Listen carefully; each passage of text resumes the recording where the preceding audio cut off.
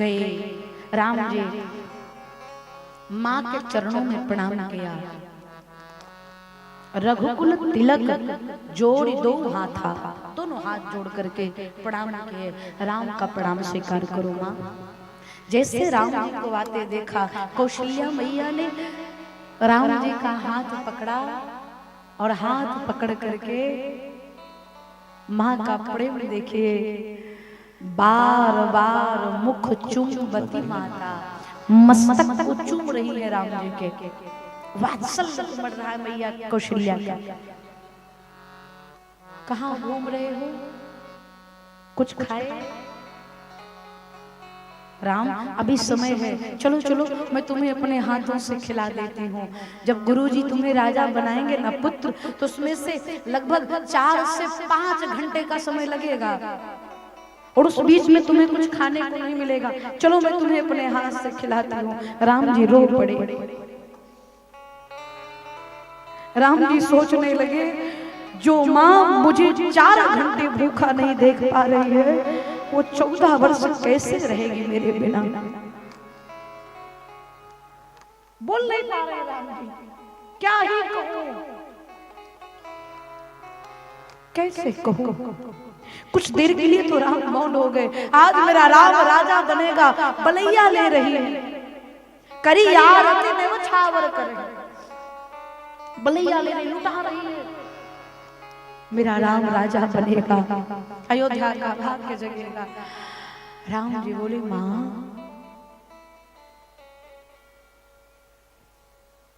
पिताजी ने अपना निर्णय बदल दिया। माँ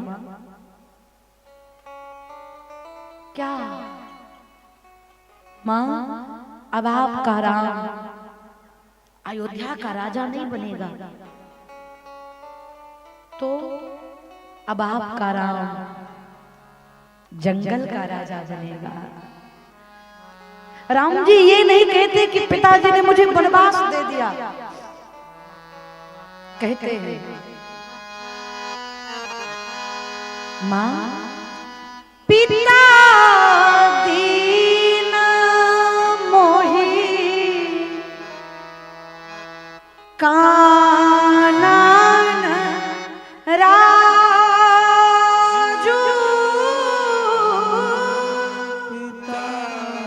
जंगल का राजा,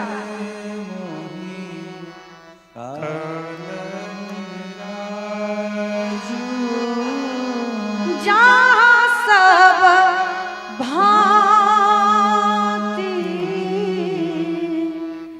मोर बाण। माँ पिताजी ने मुझे जंगल का राजा बना दिया, भरत छोटा है इसलिए अयोध्या का राजा बनेगा, मैं बड़ा हूँ इसलिए मैं जंगल का राजा बनूंगा। सब प्रकार से मेरा हित है माँ जंगल का। मैया कौशल्या ने कहा, क्या कहा? महाराज आपको वन भेज रहे हैं।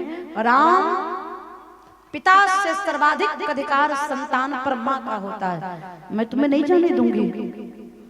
राम जी कहते हैं, माँ केवल पिताजी नहीं, मेरी कई माँ भी चाहती है कि मैं बन जाऊं। मैया कौशल्या के व्यक्तित्व का दर्शन करें भैया। जैसे राम जी ने कहा कौशल्या जी से कि कई मैया चाहती है राम बन जाएं, मैया कौशल्या मौन। एक बार भी ये नहीं कहा राम से किस अधिकार से तुमको वो बन भेजेंगे, क्योंकि मैं तुम्हारी माँ हूं ना, ना ना ना। जैसे मैया कौशल्या से कहा कई मैया चाहती है कि तेरा राम बन जाए माँ, मैया कौशल्या मौन। क्यों? कौशल्या से ज्यादा राम के हित के बारे में कई को पता है, इसलिए माँ मौन हो गई और बोल पड़ी, जापी तू माँ तू आपको कहे बन राम। विश्वास में रहिए पुत्र, तव कानन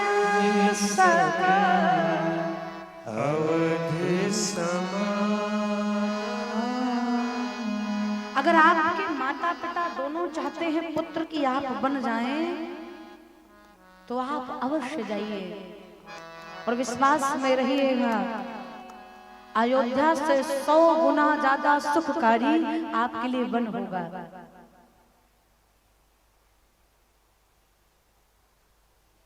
पिता बन देव मात बन देवी, वही आपके माता पिता होंगे राम, अवश्य जाइए।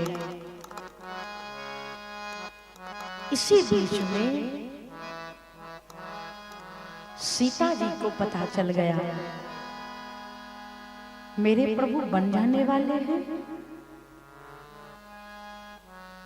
मां व्याकुल हो उठी, कौशल्या मैया के बगल में आकर खड़ी हो गई। संकोच और शील के मारे, मर्यादा के मारे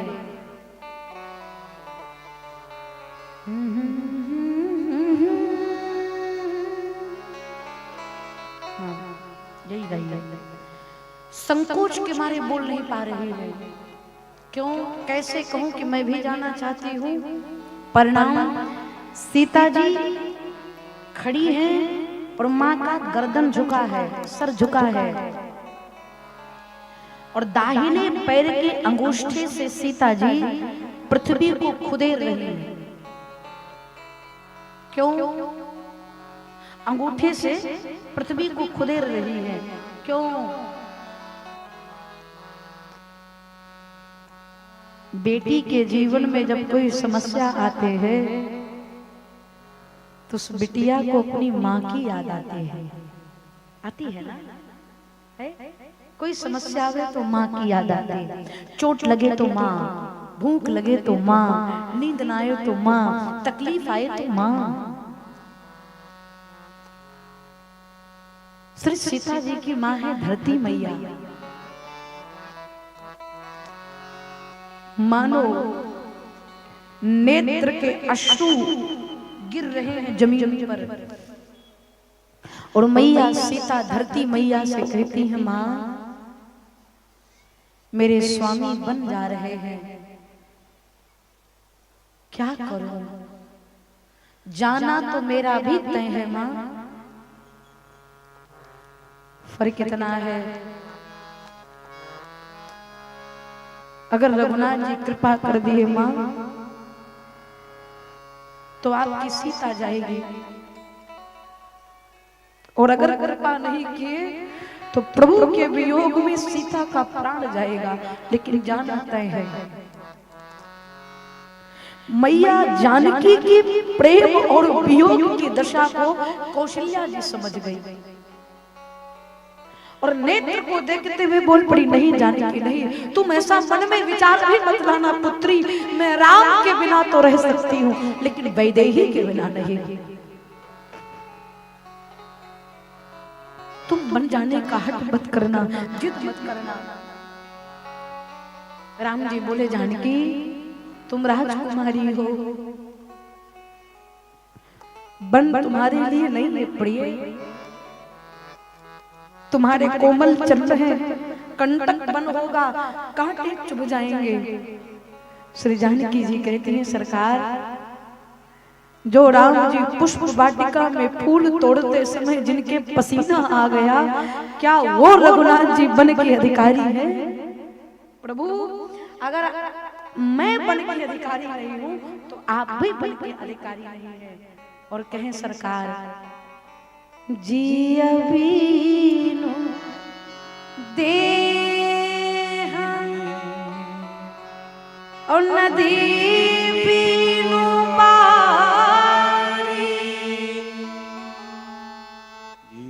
तैसी अनाथ पुरुष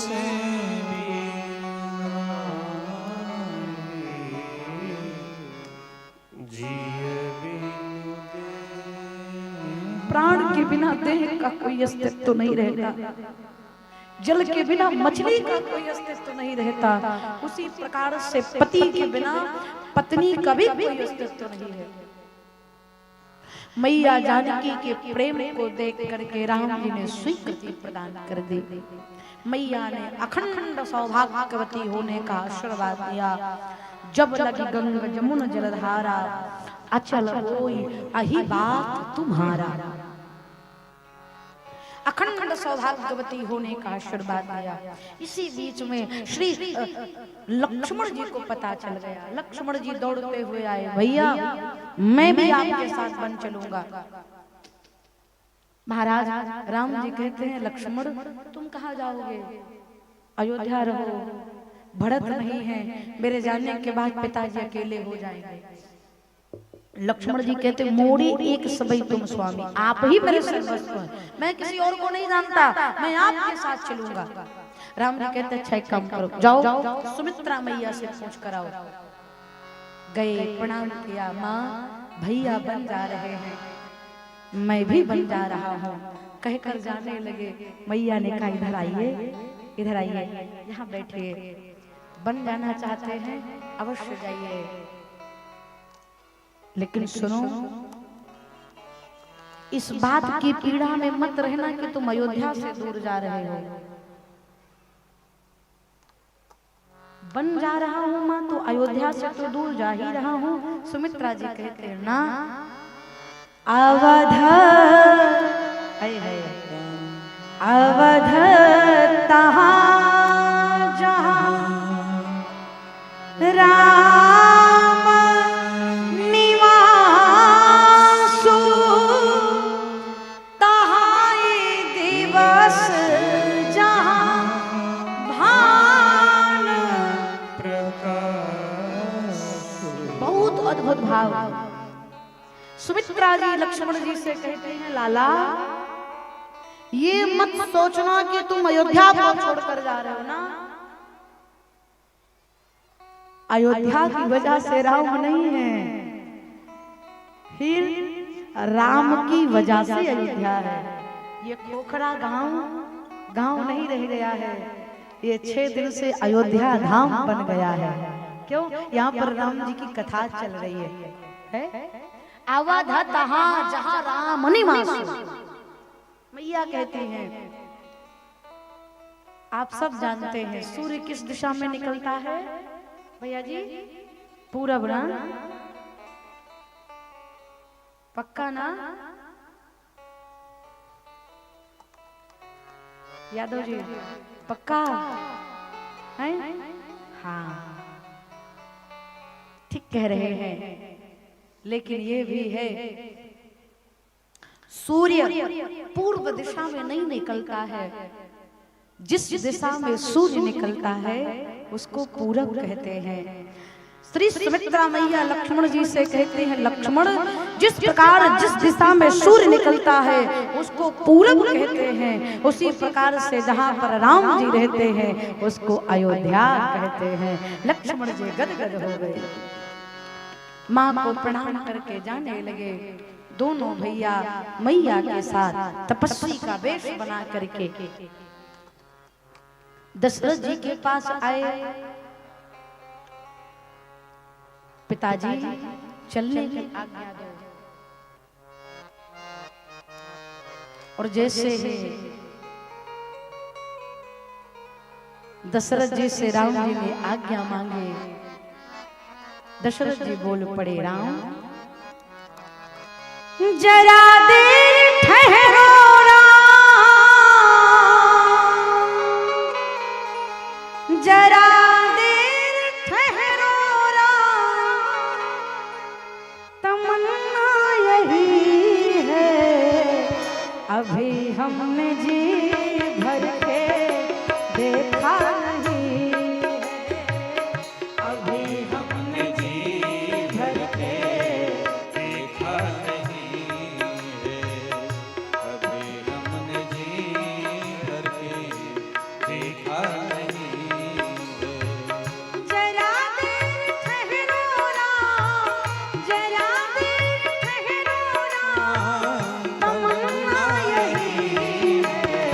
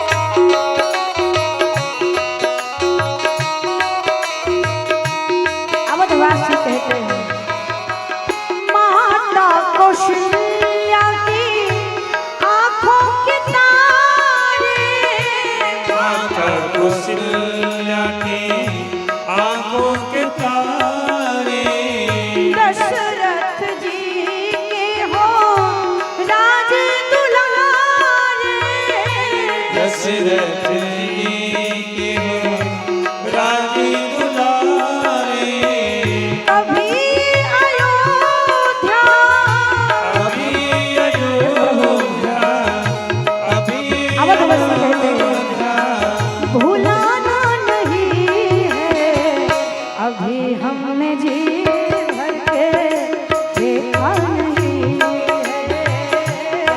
हमने जी भर के देखा नहीं है, अभी हमने जी भर के देखा नहीं है।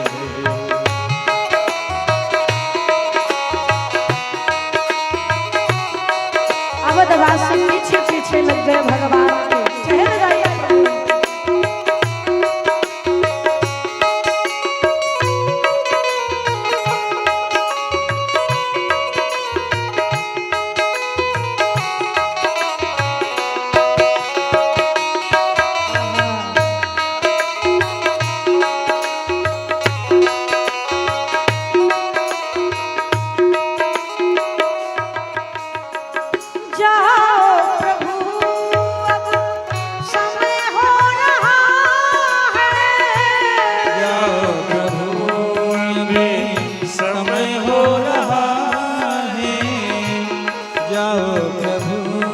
अभी समय हो रहा है, घरों का उजाला भी कम हो रहा है, घरों का उजाला भी कम हो रहा है, घरों का उजाला भी कम हो रहा है।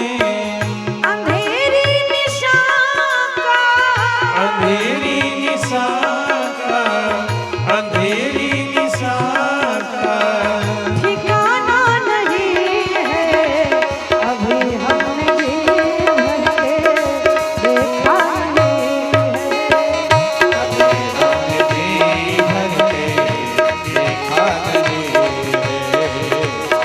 हमने जी भर के देखा नहीं है।